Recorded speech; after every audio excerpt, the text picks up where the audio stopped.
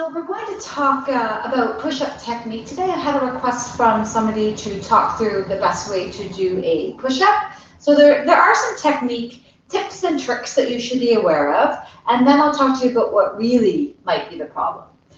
In terms of setup, you want to think about your hands being not underneath your chest and not super wide, but somewhere in the middle. So I like to go out just slightly from the chest, and then elbow positioning makes a difference. So from here, I don't want to see the elbows jutting out, and I don't like them personally super tight to your rib cage.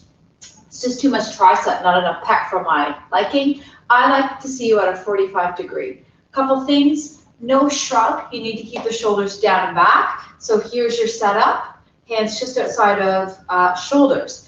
Then we'll think about pressure points on your hands. Sometimes people don't like push-ups because it puts too much pressure on the wrist. I'm going to tell you that's because you're putting too much pressure on the wrists. Think about using your whole hand. The pads of your hand below and on your fingers should be pressure points. And then the other thing I'll talk about is where you put your feet. So many people do this, and I don't really know why. It's kind of a pet peeve of mine, where you have the legs super tight together, especially for a beginner. If you're struggling in push-ups, just separate your feet, man. Just make it so much easier. It'll give you a more advantageous position to push from.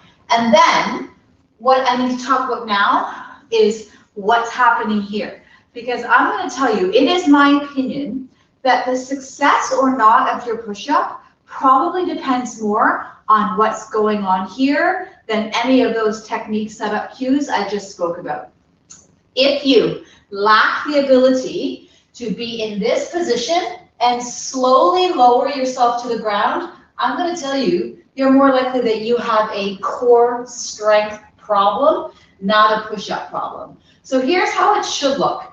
Hands outside of the shoulders, feet outside of the hips, and then I need you to tilt the pelvis slightly. So here's me arching my back.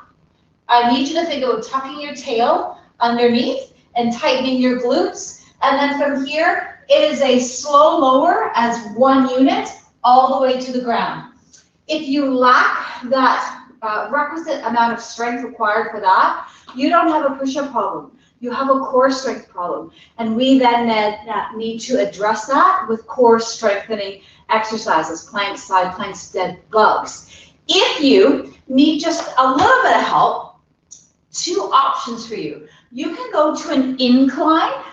All the same cues apply coming to an incline. So I'm still going to have my hands outside of my shoulders, still going to separate my feet. I'm still going to tilt my pelvis and tighten my glutes. And then you can drop your chest down towards the ground from an incline.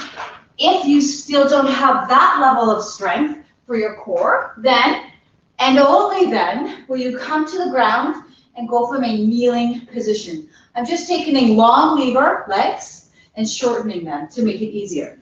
Again, all those same push-up cues apply. Tilt the pelvis, tighten the glutes, knees outside of hips, hands outside of shoulders, elbows tucked back for 45 degrees. And then you'll go there. Hope that helps you perfect your push-up. Thanks.